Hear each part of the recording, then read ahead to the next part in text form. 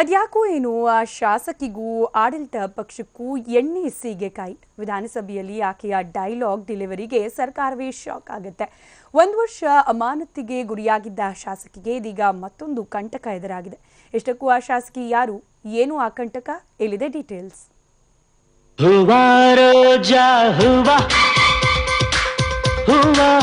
ನನ್ನ ಜೀವ ಹೂವ ಮಲ್ಲಿಗೆ ಹೂವ ಹೂವ ನನ್ನ ಜೀವ ಭೂಮಿಗೆ ಹೂವೆ ಸಿಂಗಾರ ಭೂಮಿಲಿ ಪ್ರೀತಿಗೆ ಹೆಣ್ಣು ತಾನೆ ಸಿಂಗಾರ. ಒಂದು ಕಾಲದಲ್ಲಿ ತಮ್ಮ ನಟನೆಯಿಂದ ಅಭಿಮಾನಿಗಳ ನಿದ್ದೆಗೆಡಿಸಿದ ಈಕೆ ಸಿನಿಮಾದಿಂದ ದೂರಾದ ಮೇಲೆ ಆಂಧ್ರಪ್ರದೇಶದ ವಿಧಾನಸಭೆಯಲ್ಲಿ ಆಡಳಿತ ಪಕ್ಷದ ನಿದ್ದೆಗೆಡಿಸಿದ್ದಾರೆ. ಅಷ್ಟೇ ಅಲ್ಲ, ವೈಎಸ್ಆರ್ ಕಾಂಗ್ರೆಸ್ನ ಶಾಸಕಿ ರೋಜಾ ಡೈಲಾಗ್ ಡೆಲಿವರಿಗೆ ಸರ್ಕಾರವೇ ಒಂದು ಕ್ಷಣ షేక్ ಆಗ್ತಿದೆ. మంత్రి పదవేమో ఒక మహిళకి ఇచ్చారు. ఆ మహిళని మేము అడిగే ప్రశ్నకి అడ్డదిడ్డంగా ఇంకో మంత్రి లేస్తున్నాడు. ఈయన ఒకడే తెలివైనోడు, ఈ అసెంబ్లీలో మీతో ఎవరికి బుర్ర లేదన్నట్టు ప్రతి ఇష్యూకి ఆయన లేస్తున్నాడు. 1.5 లక్ష రూపాయలు పెట్టి ఇల్లు కడతామని చెప్పి మేనిఫెస్టోలో పెట్టింది వాళ్ళ అధ్యక్ష. అధికారంలోకి వచ్చి 10 సంవత్సరాలు అవుతుంది. నేను వాళ్ళు కోరుకునేది ఒకటే, అధికారం మీ దగ్గర ఉంది. 10 నెలలు అవుతుంది. ರೋಜರ ಈ ಆರ್ಭಟಕ್ಕೆ ತತ್ತರಿಸಿರುವ ಚಂದ್ರಬಾಬು ನಾಯ್ಡು ರೋಜರ ಬಾಯನ್ನ ಹೇಗಾದ್ರೂ ಮುಚ್ಚಿಸಬೇಕು ಅಂತ ತಂತ್ರ ಮಾಡ್ತಿದ್ದಾರಂತೆ. ಅಮಾನತು ಮುಗಿಸಿದ ರೋಜಗೆ ಮತ್ತೆ ಸಂಕಷ್ಟ. ಹೊಸ ಸುಳಿಯಲ್ಲಿ ವೈಎಸ್ಆರ್ ಕಾಂಗ್ರೆಸ್ ಶಾಸಕಿ. ತಮ್ಮ ಮಾತಿನಿಂದಲೇ ನಡುಕ ಹುಟ್ಟಿಸಿದ ರೋಜಾಗೆ ವಿವಾದಗಳು ಹೊಸದೇನಲ್ಲ. ಕಳೆದ ವರ್ಷ ತುಂಬಿದ ಸಭೆಯಲ್ಲಿ ಚಂದ್ರಬಾಬು ನಾಯ್ಡು ಅವರನ್ನ ಕಾಮ ಚಂದ್ರಬಾಬು, ಸ್ಕ್ಯಾಮ್ ಚಂದ್ರಬಾಬು ಅಂತ ಕರೆದು ವಿವಾದ ಸೃಷ್ಟಿಸಿದ್ರು.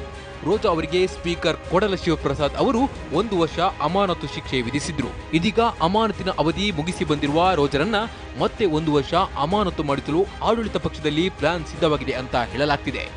ಕಳೆದ ವರ್ಷ ಪಾಯಕರಾವ್ ಪೇಟ್ ಎಂಎಲ್ಎ ಅನಿತಾ ಮತ್ತು ರೋಜಾ ವಾಕ್ಸಮರ ನಡೆದಿತ್ತು.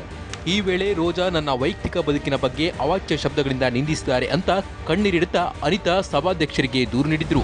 నేను ఈరోజు ప్రజాప్రతినిధిని, దానికి సంబంధించి ప్రజలకు సమాధానం చెప్పుకోవాల్సిన అవసరం ఎంతైనా ఉంటుంది అధ్యక్ష.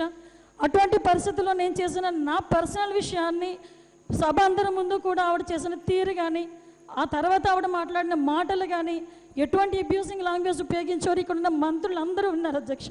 ఈరోజు ఆవిడకి బాగా అలవాటు అయిపోయింది అధ్యక్ష. లాస్ట్ టైం మంత్రి పెదల సుజాత గారిని నచ్చినట్టు మాట్లాడారు. కాలు చూపించి, చీర ఎత్తి కాలు చూపించి, నువ్వు నా కాలు గోటకు కూడా సరిపోయిన మాటలు మాట్లాడినప్పుడు కూడా మన ప్లేస్ని మోషన్ మూవ్ చేసాం అధ్యక్ష. ఈరోజు దానికి బలైంది నేను. ఈరోజు ఆవిడ మాట్లాడిన మాటలు సభ్య సమాజం తలదించుకునే విధంగా. నాకు 2 బిడ్డలు అధ్యక్ష. ఆ 2 బిడ్డల దగ్గర కూడా నేను ఏం మాట్లాడాలో సమాధానం చెప్పాలో తెలియని పరిస్థితి ఆడుతుంది అధ్యక్ష ఈరోజు. ಈ ವಿಚಾರದಲ್ಲಿ ಸ್ಪೀಕರ್ ನೇಮಿಸಿದ ಶಿಸ್ತು ಸಮಿತಿ ಕ್ಷಮಾಪಣೆ ಕೇಳಿ ಅಂತ ಸೂಚಿಸಿದ್ರು ರೋಜಾ ಕೇಳಿರಲಿಲ್ಲ. ಹೀಗಾಗಿ ಸದ್ಯ ರೋಜಾಗೆ ಈ ಪ್ರಕರಣದಲ್ಲಿ 1 ವರ್ಷ ಸದನದಿಂದ ಅಮಾನತಿಗೆ ಶಿಕ್ಷೆ ನೀಡಬೇಕು ಅಂತ ಶಿಫಾರಸು ಮಾಡಿದೆ ಎನ್ನಲಾಗ್ತಿದೆ. ಆದ್ರೆ ಇದು ಚಂದ್ರಬಾಬು ನಾಯ್ಡು ಸರ್ಕಾರ ಫೈರಿಂಗ್ ಲೇಡಿ ರೋಜರನ್ನ ಹಣಿಯಲು ಮಾಡಿರೋ ಷಡ್ಯಂತ್ರ ಅನ್ನೋ ವಾದವೂ ಇದೆ. ಸಮಿತಿ ಶಿಫಾರಸು ಅಥವಾ ಸರ್ಕಾರದ ಹುನ್ನಾರವು, ಒಟ್ಟಿನಲ್ಲಿ ರೋಜಾಗೆ ಮತ್ತೆ ಸಂಕಷ್ಟ ಎದುರಾಗಿದೆ. ಒಂದು ವೇಳೆ ಅಮಾನತಾದ್ರೆ ರೋಜರ ಮುಂದಿನ ರಾಜಕೀಯ ನಡೆಯೇನು, ವೈಎಸ್ಆರ್ ಕಾಂಗ್ರೆಸ್ ಪಕ್ಷದ ನಿಲುವೇನು ಅನ್ನೋ ಪ್ರಶ್ನೆಗಳು ಆಂಧ್ರ ರಾಜಕೀಯ ವಲಯದಲ್ಲಿ ಬಿಸಿ ಚರ್ಚೆಗೆ ಗ್ರಾಸವಾಗ್ತಿವೆ. ರೆಹಮತ್ ಕಂಚಿಗಾಡ್, TV9 ಹೈದರಾಬಾದ್.